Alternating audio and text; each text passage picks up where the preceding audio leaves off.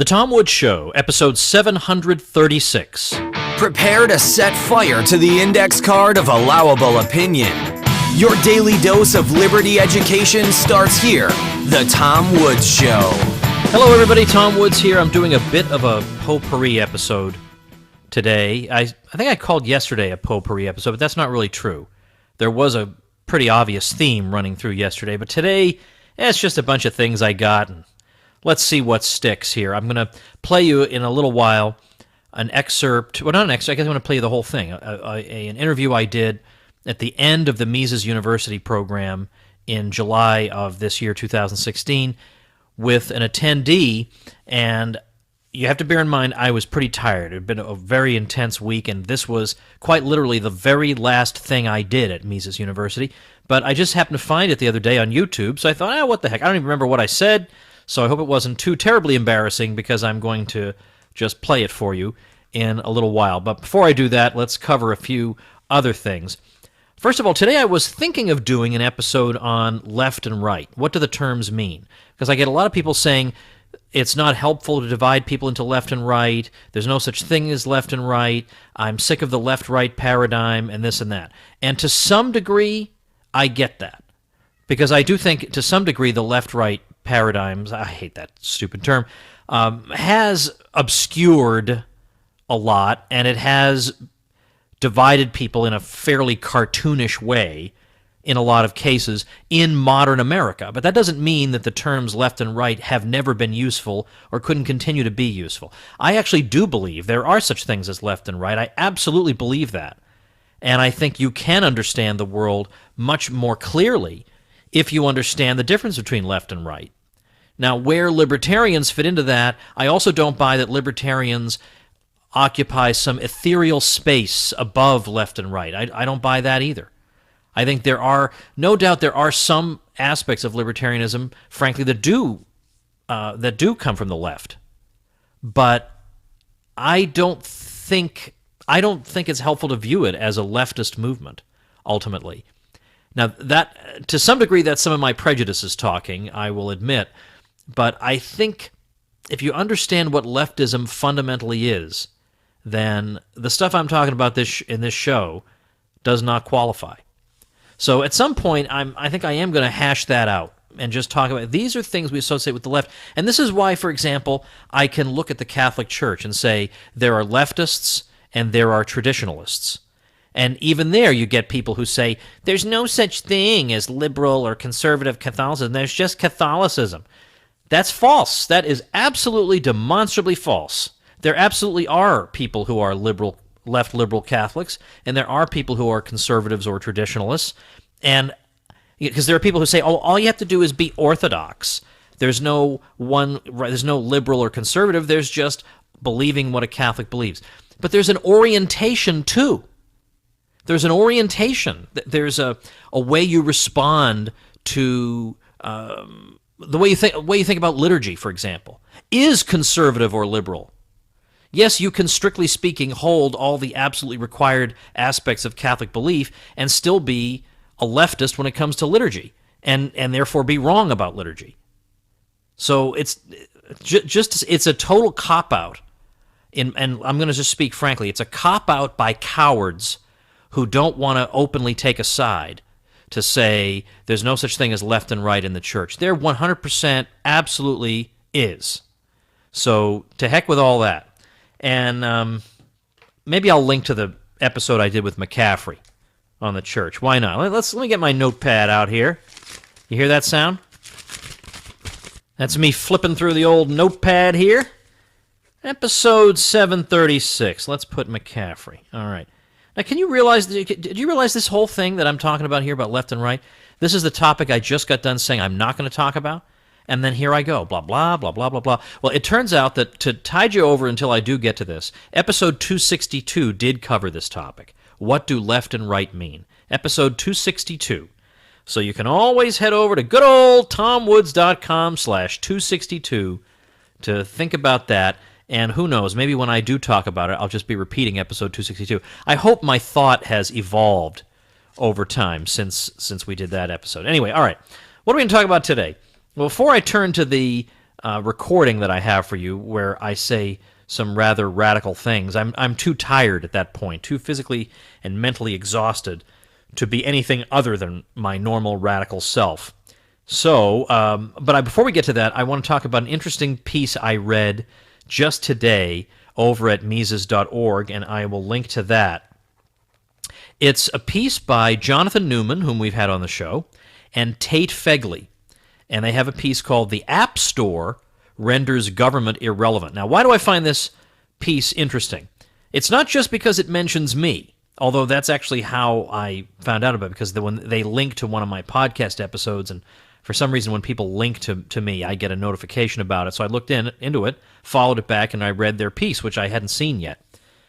And what's interesting about it is, if you remember back to the episode where I talked to those scammers, I talked to people who were pretending to be from the IRS, and they were calling actually to empty my bank account, pretty much, claiming that I had neglected to pay my taxes, or I've been trying to defraud the IRS or whatever. What episode was that? Episode 729. Anyway, in episode 729, I was dealing with these people who were trying to scam me, and I had a little fun with them, and I recorded the conversation and played it as part of the episode for that day. So if you didn't listen to 729, it's called "The Real Story of the EpiPen Fiasco, plus Tom Takes on Scammers Over the Phone." If you skipped that one, oh man, you skipped a precious gem, my friends. You skipped pure gold, okay? I recorded that and put it on the show, and I even gave you the phone number so you can have some fun with them too. Well, what's interesting about this post over at Mises is that it shows how the private sector can deal with scammers like that when the government clearly is falling down on the job. There's no question the government is falling down on the job. So the Do Not Call registry, for example, is a database of telephone numbers that telemarketers are not allowed to call and sell things to. But of course, the people who don't abide by federal law are the same sort of people who want to scam you out of your money. So these people don't listen to that. They don't scour the list of numbers they're not supposed to call. They just call. So the Do Not Call registry does not stop somebody who wants to call anyway. So they've gone ahead and called me anyway. Well, it so happens there is a phone app for free called Mr. Number, and I will link to that at tomwoods.com/736 if you want to get it. Mr. Number blocks potential scam calls based on user reports. So in a way, it's kind of like, I think of it as being similar to those apps that you can use when you're driving, and you can alert other people to speed traps, for instance. Well, this is in a way kind of like that. You're more or less alerting other people to the scam, that there's a scam that comes from this phone number. So Mr. Number blocks calls when enough of the app users flag it as a scam. Now, it's been downloaded apparently over 10 million times, which means they've got a significant database of telephone numbers that they can now protect you from, basically. Now, let me go through some of their piece. Compare this method to the FTC's, the Federal Trade Commission. If you get an unwanted call on your phone, you can go to donotcall.gov and file a complaint, which involves filling out a large 3-page form with your personal information and everything you know about the caller. The form is probably dumped into a large database, never to be used or seen again. It's a very complex and useless process. Now, skipping ahead, Mr. Number is also a great example of the effectiveness of private enforcement of rules.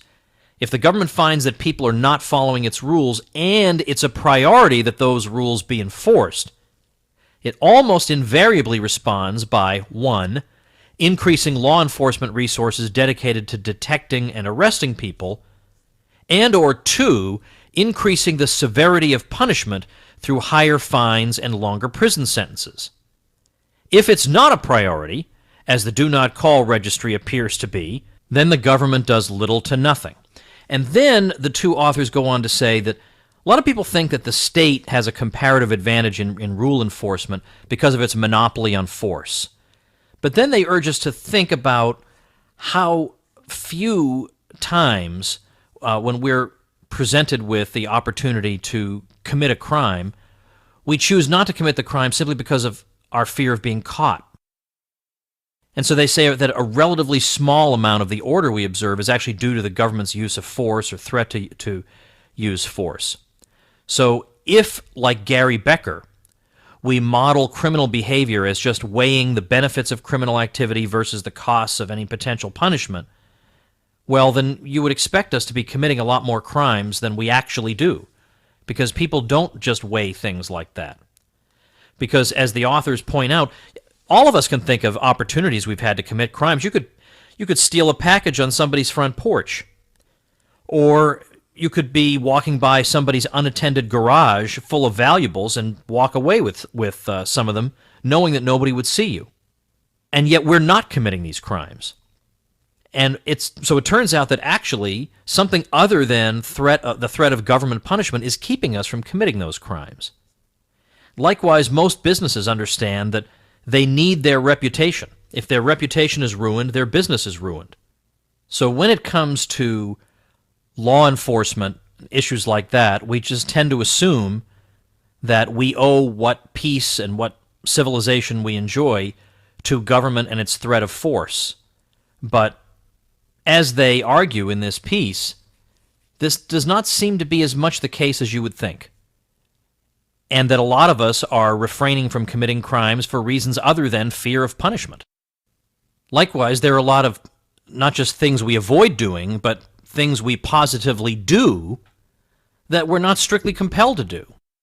You're not legally obligated to leave a tip in a restaurant. And yet most people do it. Most people do it, and they're not forced to do it. The government does not force them to do it, and yet they do it. So I wonder, would the models necessarily predict that we would tip as much as we do, and as frequently as we do, and frankly as universally as we do? Well, anyway, all this is basically just getting back to the idea that just assuming that government is the source of civilization, is the source of law and order, makes us tend to look to it for everything. And we overlook the ways that we in the private sector can manage our affairs, often far more effectively and efficiently than government can. And they conclude with, the second to last paragraph anyway, with this. This is another area where private efforts, especially mobile apps, have made use of decentralized knowledge to enforce rules in a far more effective way than brute enforcement ever could. Creative app designers have found innovative ways to solve problems and have rendered a range of government services either irrelevant or obsolete. Apps like Yelp probably have done more to ensure restaurant food quality than all government food safety inspectors combined. So a very interesting little piece, and I'm linking to it at tomwoods.com/736. All right, now I'm going to play you, completely at random, by the way, has nothing to do with anything I just said, other than this excerpt and what I just said are vaguely in the direction of freedom. Here is my conversation with Cal Molyneux, and here we go. Why is Austrian economics important to you? Well, I think because it helps to understand how the world actually works, and because it's an area in which I think if you encounter it and read it and investigate it with an open mind, you find yourself virtually compelled to accept it because it's so convincing and elegant, even beautiful in the way one thing builds upon the next, until you have this beautiful edifice of thought that corresponds to reality. Reality makes more sense with these tools, and most people, when they read economics, or if they read so-called mainstream economics, they don't understand what it is, or it seems to be too abstract, not connected to reality, too based on modeling, whereas ours is relentlessly realistic, and that's why people respond to it. Nice. And in this particular area, I guess, using Austrian economics, you find it helpful, I guess, applying to your study of history as well? Yeah, I actually wrote an article for the Mises Institute's Quarterly Journal of Austrian Economics called What Austrian Economics Can Teach Historians. And there are, of course, an awful lot of things can teach historians. That the Austrian understanding of what causes the business cycle, for example, can help historians make sense of certain episodes in economic history. But also a correct Austrian understanding of, national income accounting can help make sense of whether war really makes us prosperous or actually retards economic progress. You can make sense of what the economic performance numbers during a war are really saying. Not just look at them superficially, but look at them beneath the surface. So there are a lot of truths in history that are obscured without the key that Austrian economics provides you to unlock them. Nice. And what do you think then of government, and should it be abolished? Well, I'll say this. The state, the coercive apparatus that we are all familiar with, is foreign to the analysis that we read in the Austrian treatises, by and large. Not altogether, but by and large. Because if you look at strict Austrian analysis, it's about exchange, and it's about voluntary exchange. It's about production and interest rates and prices and profit, and all these things occur just spontaneously on the market. And there's no analytical reason to suppose that every service, every good, couldn't just be subject to the same analysis. There's no reason to take some out and say, well, these, we have to apply a different kind of analysis to them. In terms of abolishing government, well, I mean, that word, I think that people just misunderstand. I just think there should be a voluntary society. And there is such a thing as student government. I mean, that could be legitimate. In high school, you have a student government. Or, there's the government of the chess club. You have your chess club president. As long as it's voluntary, you can call it what you want. Yeah. And then from there, what does free market anarchy or anarcho-capitalism mean to you? Well, it means... I want to say this in a way that doesn't insult people who don't agree with me. Because I have a lot of people I like and admire who do disagree with me on this, and I don't think they're all just stubborn dolts who refuse to listen to reason. I won't say it. Some of them are, but most of them aren't. But I would say it is just the consistent application of the same economic and moral principles you apply to all other aspects of your life. We apply the insights of Austrian economics across the board in all industries and in all times and places, and so what we're saying with so-called anarcho-capitalism is that if you're going to do that, if you're going to apply these economic laws across the board, if you're going to recognize that they apply across the board, then go ahead and apply them across the board already. Right. And likewise, if you're going to, especially if you're a conservative who talks all day long about we have to have absolute moral principles. Okay, but again, that's what this is. It's saying that when we say you can't take others' things, we really mean it. We don't just mean it like 80% of the time or 98% of the time. We're going to apply that across the board and see where it leads us. Right, consistently, principally. Yeah. Nice. And then from there, I guess in your area of expertise and thoughts on, what do you think of secessionism then? All the way down to, I guess, individual secessionism. Yeah, I will admit that I'm a little bit more ambivalent about it than I used to be. Mm-hmm. In general, I favor all secessionist movements because I want, the more decentralization there is, the greater the possibility that one or more locales will be attractive from a libertarian point of view.